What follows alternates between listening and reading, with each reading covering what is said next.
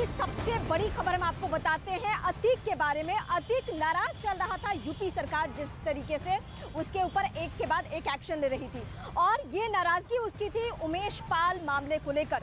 हालांकि 2012 अगस्त महीने की एक ऐसी चिट्ठी हम आपके सामने लेकर आए हैं जो एक्सक्लूसिव चिट्ठी है, जिस चिट्ठी को तत्कालीन गृह सचिव को भेजा गया जब अखिलेश यादव की सरकार हुआ करती थी।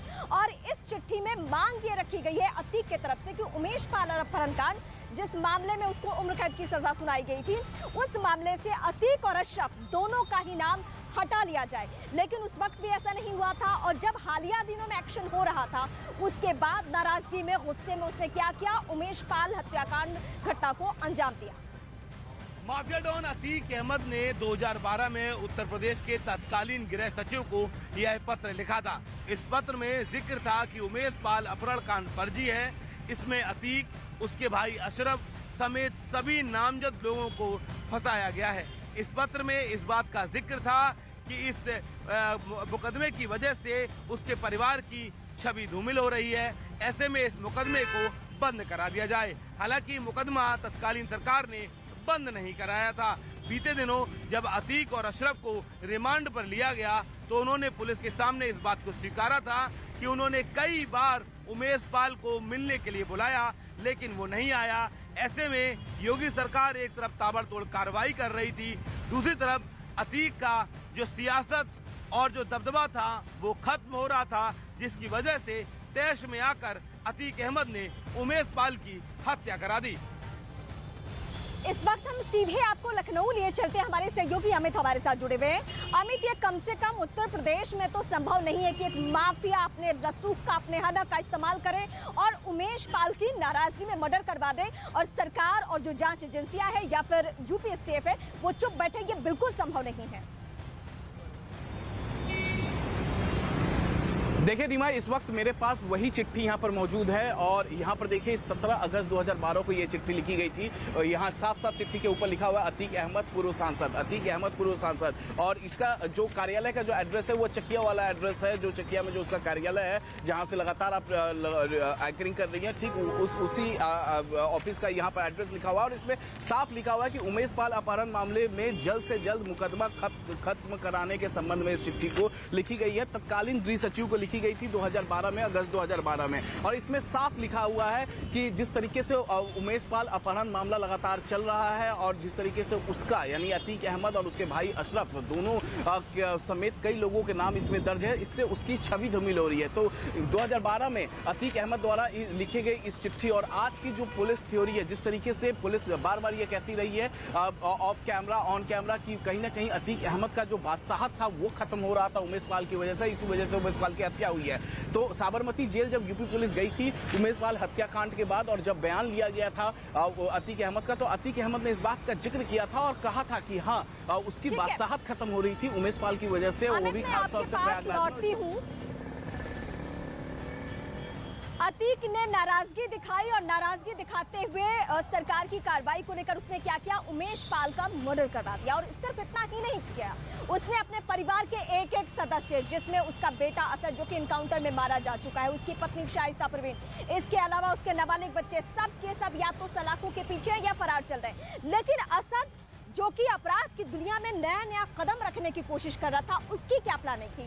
उसकी ये प्लानिंग थी कि मैं दिन दहाड़े सड़क पर ताबड़तोड़ हमले करूंगा, गोलियां चलाऊंगा, तो मैं अपराध की दुनिया में दूसरा अतीक बन जाऊंगा।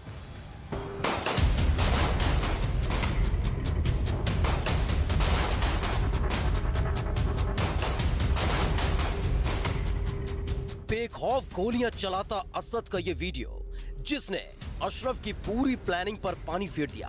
अशरफ ने भतीजे असद को पुलिस से बचाने के लिए फुल प्रूफ प्लान तैयार किया था। असद के चेहरे को ढकने के लिए एक मंकी कैप मंगवाई गई थी। असद को गाड़ी में ही रहने की हिदायत दी गई थी।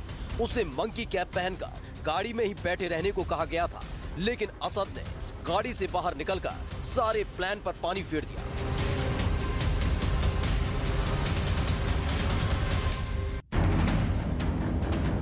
खबरों के मुताबिक पुलिस को मंकी कैप मिल गई है। पुलिस को यह भी पता चला है कि हत्या से पहले असद ने अपना मोबाइल और एटीएम अपने पास से हटा दिए थे, ताकि पुलिस को उसके मोबाइल लोकेशन के बारे में पता न चल सके। असद ने अपना मोबाइल और एटीएम कार्ड लखनऊ के अपने खास गुर्गे आतिन जफर को दे दिए थे। ये तय हुआ जब असद उमेश को गोली मारेगा, तब आतिन जफर ठीक उसी वक्त लखनऊ में असद के एटीएम कार्ड से पैसे निकालेगा। हुआ भी ऐसा। आतिन जफर ने ऐसा ही किया। पुलिस को गुमराह करने के लिए ऐसी साजिश रची गई थी। पुलिस को एटीएम की सीसीटीवी फुटेज हाथ लगी है।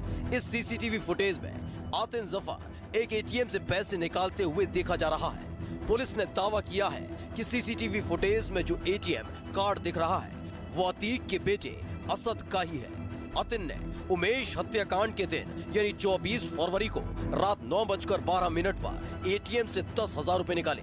कि अशरफ ने असद को बचाने के लिए प्लान तो फुल प्रूफ तैयार किया था, लेकिन असद की एक गलती ने पूरा खेल बिगाड़ दिया।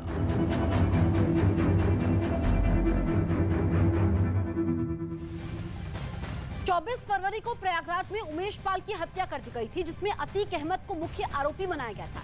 इसी हत्याकांड के बाद पुलिस ने अतीक गैंग की कमर तोड़कर रख दी है। हम आपको एक एक करके उन किरदारों के बारे में भी बताते हैं किस तरीके से अतीक अहमद गैंग की कमर टूटी है। अरबाज जो कि अतीक का शूटर है, इसका एनकाउंटर कब होता है? 27 फरवरी को होता है।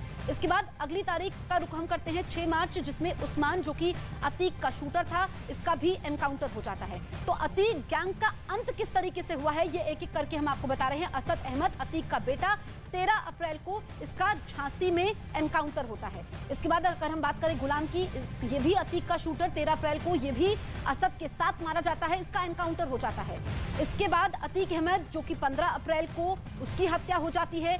अतीक के साथ साथ उसके भाई अशरफ की भी हत्या 15 अप्रैल को होती है। तो कैसे अतीक गैंग का अंत हुआ ये हम आपको बता रहे हैं। अशरफ अहमद और अतीक का भाई और किस तरीके से वो मीडिया से बात कर रहे थे, उसके बाद उनकी हत्या हो जाती है, ये हमने देखा। तो पहले ही अतीक गैंग का खात्मा हो चुका है, लेकिन अब जो बचे कुछ शूटर्स हैं उनकी भी तलाश जारी है।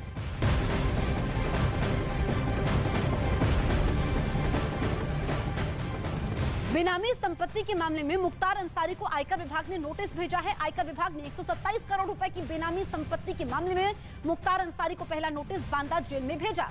मुख्तार को बेनामी संपत्ति पर पूछे गए कई सवालों का जवाब देना है। आयकर विभाग की बेनामी यूनिट कोर्ट में याचिका दायर कर मुख्तार से पूछताछ करने की इजाजत भी मांगेगी। तो किस तरीके से यहाँ पर मुश्किलें मुख्तार अंसारी की बढ़ चुकी है। ओपी तिवारी हमारे सहयोगी फोन लाइन पर मौजूद हैं। ओपी, अब बेनामी संपत्ति का जवाब देना होगा, चौतरफा घिर चुका है मुख्तार अंसारी। बिल्कुल जसप्रीत, मैं आपको बता दूं कि 123 करोड़ रुपए की संपत्ति के 127 करोड़ रुपए की बेनामी संपत्ति के मामले में मुख्तार अंसारी को आयकर विभाग की बेनामी यूनिट का पहला नोटिस है और इस नोटिस का जवाब मुख्तार अंसारी को इसी सप्ताह देना है। अगर मुख्तार अंसारी ने जो जवाब दिया है, यदि आयकर विभाग की बेनामी यूनिट उससे संतुष्ट नहीं होती है, तो मुख्तार अंसारी की जो पहली संपत्ति है गाजीपुर में, जिसकी कीमत लगभग 12 करोड़ रुपए बताई गई है, उसको गाजे बाजे के साथ जब्त कर लिया जाएगा। और इसके साथ ही मुख्तार अंसारी से पूछताछ के लिए बेनामी यूनिट कोर्ट में याचिका दायर करेगी और उसके आधार पर मुख्तार अंसारी से कुल 23 बेनामी प्रॉपर्टीज के बारे में पूछताछ की जाएगी। जसप्रीत, बिल्कुल, शुक्रिया ओपी आपका इस तमाम जानकारी के लिए।